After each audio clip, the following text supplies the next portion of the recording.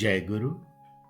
परमहंस योगानंद जी की गीता का भाष्य ईश्वर अर्जुन संवाद में आपका स्वागत है।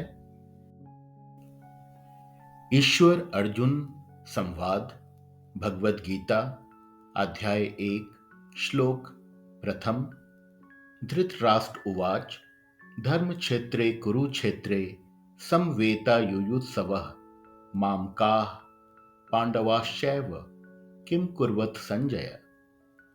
धृतराष्ट्र ने कहा, हे संजय, धर्मभूमि कुरुक्षेत्र में युद्ध की इच्छा से मेरे और पांडु के पुत्र जब एकत्र हुए थे तो उन्होंने क्या किया।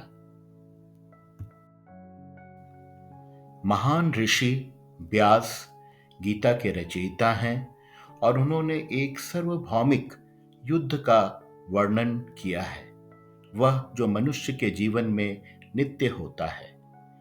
राजा आत्मा अपने शारीरिक राज्य पर कैसे शासन करता है और अहम के सेनापतियों इंद्रिय प्रवृत्तियों के चलते इसे गवा देता है, फिर पुनः विवेकशील बुद्धि के सहयोग से प्राप्त करता है। यही गीता का सार है।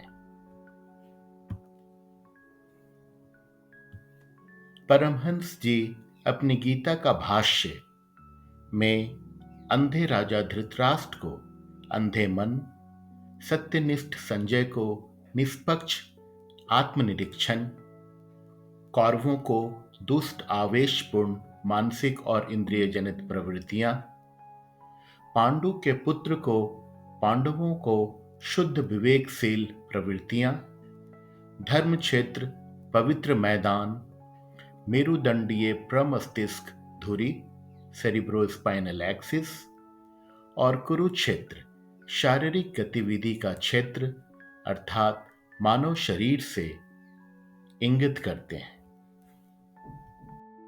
धृतराष्ट्र सत्यनिष्ठ संजय यानी आत्मावलोकन से पूछते हैं कि जब मेरे पुत्र वंशज कौरव और धर्मात्मा पांडु के पुत्र धर्म क्षेत्र कुरुक्षेत्र में अपने प्रभुत्व के लिए युद्ध करने के लिए इकट्ठा हुए तो क्या परिणाम हुआ।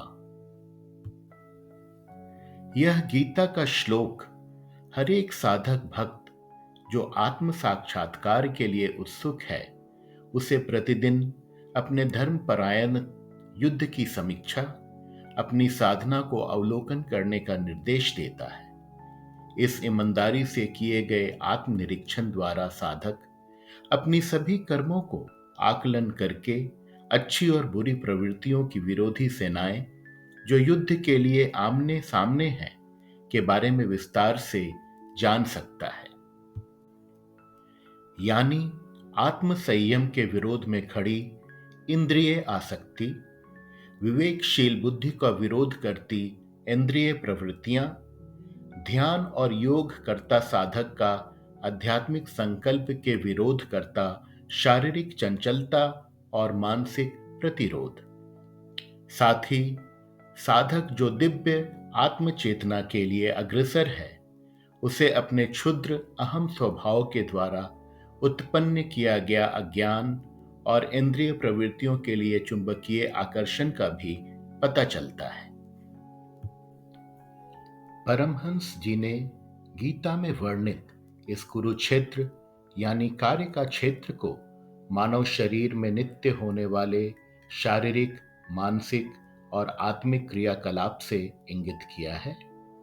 धर्म क्षेत्र कुरुक्षेत्र वास्तव में शरीर का आंतरिक क्षेत्र है जिस पर साधक भक्त आत्म साक्षात्कार के लिए योग द्वारा ध्यान की आध्यात्मिक क्रिया करता है और यहीं पर उसके प्राण तथा दिव्य चेतना के साथ सूक्ष्म चक्रों मूलाधार, स्वाधिष्ठान, मणिपुर, अनाहत, विशुद्ध, मेरु शीर्ष स्थित आज्ञा चक्र, सहस्त्रसार चक्रों का मैदान है।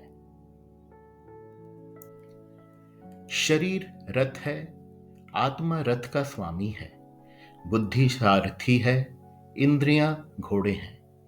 मन को अंधा कहा जाता है क्योंकि वह इंद्रियों एवं बुद्धि की सहायता के बिना देख नहीं सकता। रथ की लगाम घोड़ों के आवेगों और सारथी के मार्गदर्शन को प्राप्त एवं प्रेषित करती है। इसी प्रकार अंधा मन स्वयं ना तो जानता है और ना ही मार्गदर्शन करता है। वह केवल इंद्रियों से संवेदन प्राप्त करता है एवं प्रज्ञा के निष्कर्ष और निर्देश प्रेषित करता है। यदि बुद्धि शुद्ध विवेक शक्ति द्वारा संचालित रहती है तो इंद्रियां नियंत्रण में रहती है, और यदि प्रज्ञा सांसारिक इच्छाओं द्वारा शासित है तो इंद्रियां निरंकुश और अनियंत्रित रहती हैं। श्रीमद् भगवद गीता का कालजयी संदेश केवल एक ऐतिहासिक युद्ध से ही संबंधित नहीं, अपितु अच्छाई और बुराई के बीच के ब्रह्मांडीय संघर्ष का उल्लेख भी करता है। जीवन को परमात्मा और जड़ पदार्थ, आत्मा और शरीर, जीवन और मृत्यु, ज्ञान और अज्ञान, स्वास्थ्य और रोग, और परिवर्तनशीलता और क्षण भंगुरता, आत्मनियंत्रण और प्रलोभन, विवेक शक्ति और अंधे इंद्रिय मन के बीच युद्धों की एक श्रृंखला के रूप में। भक्तों, आगे आने वाले वीडियो में हम गीता में वर्णित मुख्य पात्रों का गुप्त ज्ञान भी प्राप्त करेंगे। ऋषि व्यास ने इन पात्रों को रूपक के रूप में इस महाकाव्य में रखा है।